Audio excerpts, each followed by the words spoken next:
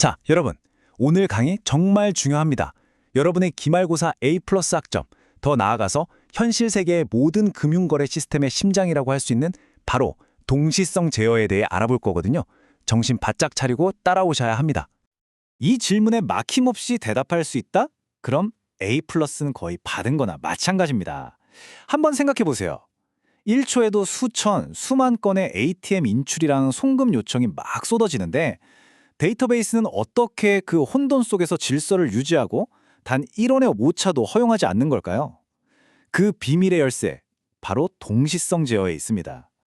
모든 문제의 시작은 바로 트랜잭션의 고립성, 즉 아이솔레이션을 지키는 것에서 출발합니다. 이 고립성이란 게 뭐냐면요. 각가지 트랜잭션이 마치 자기만의 방에 딱 들어가서 혼자 작업하는 것처럼 다른 트랜잭션의 방해를 일절 받지 않아야 한다는 아주 중요한 원칙이에요. 이 원칙이 깨지는 순간 데이터는 그냥 뒤죽박죽 엉망이 되고 마는 겁니다. 교수님, 여기 슬라이드에 나오는 아주 고전적인 은행 예시를 한번 같이 보시죠.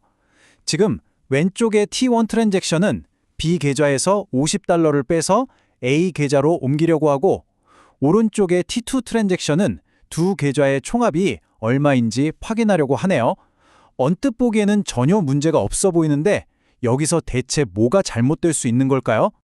아주 예리한 질문이에요.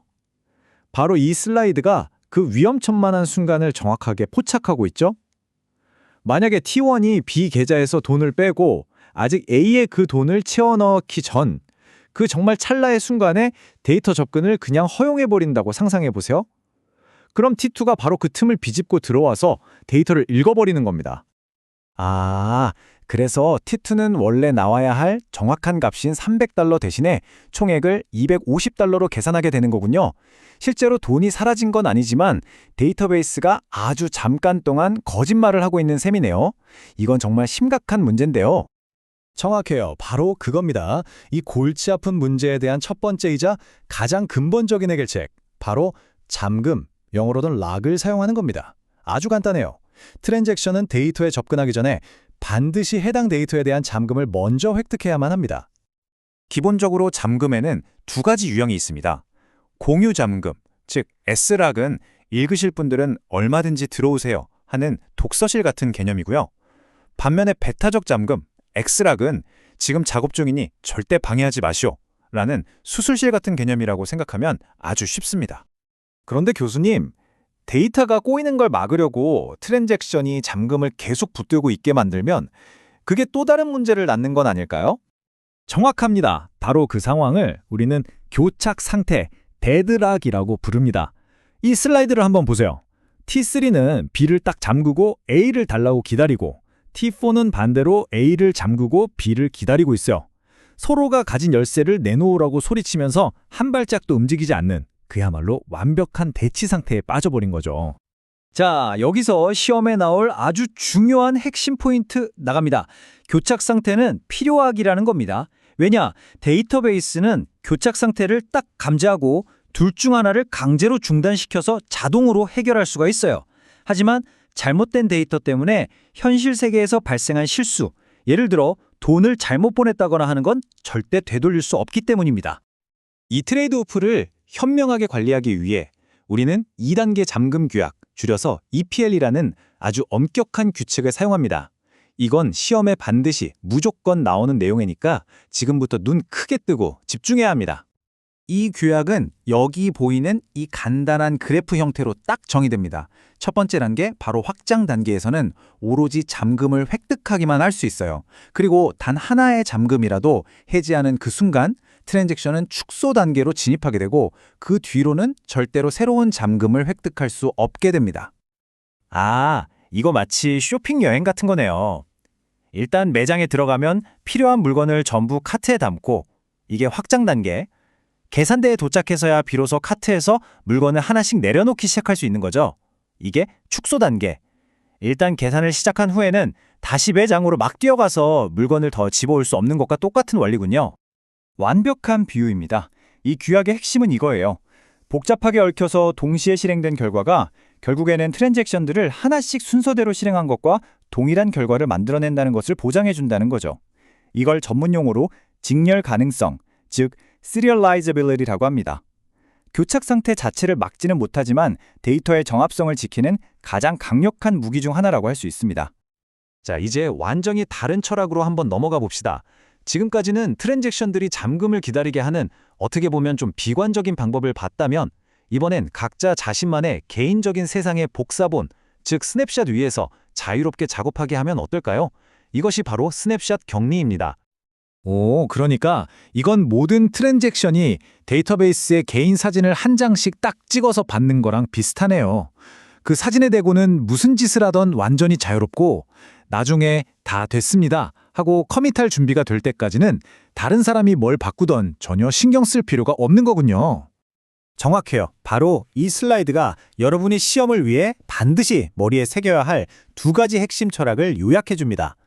잠금은 비관적입니다. 분명히 문제가 생길 거야 라고 가정하고 돌다리도 두드려보고 건너는 거죠. 반면 스냅샷 격리는 낙관적입니다. 별일 있겠어? 하면서 일단 최상의 결과를 기대하는 겁니다.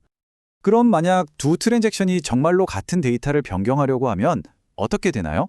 이 스케줄을 보니까 이건 그냥 경주네요. T1과 T2 둘 다 X는 100이라는 값을 읽어왔어요. 그런데 T1이 먼저 결승선에 도착해서 변경사항을 커밋해버리죠. T2가 뒤늦게 커밋하려고 할 때 시스템은 T1이 이미 이겼네? 넌 탈락이야 하면서 T2를 중단시키고 롤백해버리는 거군요. 네, 스냅샷 격리는 정말 빠르고 많은 일반적인 문제들을 피할 수 있는 좋은 방법입니다. 하지만 여러분이 반드시 알아야 할 아주 미묘하고 위험한 결함이 하나 숨어 있어요. 바로 쓰기 스큐라는 현상입니다. 이 쓰기 스큐라는 건 이렇습니다. 두 트랜잭션이 같은 데이터를 읽기만 하고 서로 다른 데이터를 수정할 때 발생해요. 둘 다 똑같은 정보를 보고 각자 다른 결정을 내렸는데 시스템 입장에서는 얘네가 직접적으로 충돌한 게 아니니까 그걸 인지하지 못하는 거죠. 비유하자면 두 명의 의사가 똑같은 환자 차트를 보고 한 명은 혈압약을 처방하고 다른 한 명은 진통제를 처방하는 것과 같아요. 각각의 처방은 문제가 없지만 두 약이 만나서 일으킬 수 있는 위험한 상호작용은 전혀 고려되지 않는 상황인 겁니다. 아, 그렇군요. 그럼 예를 들어서 두 트랜잭션이 거의 동시에 가장 높은 주문 번호가 뭐죠? 라는 쿼리를 실행하면 각자 자기가 들고 있는 스냅샷에서 100번입니다 라는 똑같은 답변을 받게 되겠네요. 그리고 결국엔 둘 다 똑같이 101번이라는 다음 주문 번호를 부여받아서 주문을 생성하려고 하겠네요. 이건 절대 일어나서는 안 되는 일인데 말이죠. 데이터베이스에 고유해야 한다는 무결성 제약 조건이 그대로 깨져버리는 정말 심각한 오류가 발생합니다. 자, 좋습니다. 그럼 시험을 위해서 오늘 배운 내용들을 깔끔하게 한번 종합해 봅시다. 여러분은 오늘 동시성 제어를 위한 두 가지 아주 중요한 주요 전략에 대해 배웠습니다. 시험 보기 직전에 이 표를 머릿속에 사진처럼 딱 찍어두세요. 비관적인 잠금 방식은 정확성을 최우선으로 하느라 속도를 좀 희생하고 낙관적인 스냅샷 격리는 속도를 우선으로 하되 쓰기 스큐 같은 약간의 위험을 감수합니다. 참고로 포스트그레스큐엘 같은 현대적인 시스템에서는 이 문제를 해결하려고 직렬 가능 스냅샷 격리라는 기술까지 개발했어요. 이건 스냅샷 격리의 빠른 성능은 그대로 유지하면서도 쓰기 스큐 같은 위험한 상황을 시스템이 똑똑하게 감지해서 막아주는 두 마리 토끼를 다 잡으려는 아주 진보된 방식이죠. 오늘 배운 이 개념들을 잘 공부하고 각 방식의 장단점을 명확하게 이해한다면 시험 준비는 완벽하게 끝난 겁니다. 자, 마지막으로 여러분이 생각해 볼 문제입니다. 수많은 사람들이 동시에 접속하는 항공사 예약 시스템에서 7A 좌석이 딱 한 사람에게만 판매되도록 보장하려면 여러분은 오늘 배운 방법 중 어떤 것을 더 신뢰하겠습니까? 한번 깊게 생각해 보세요.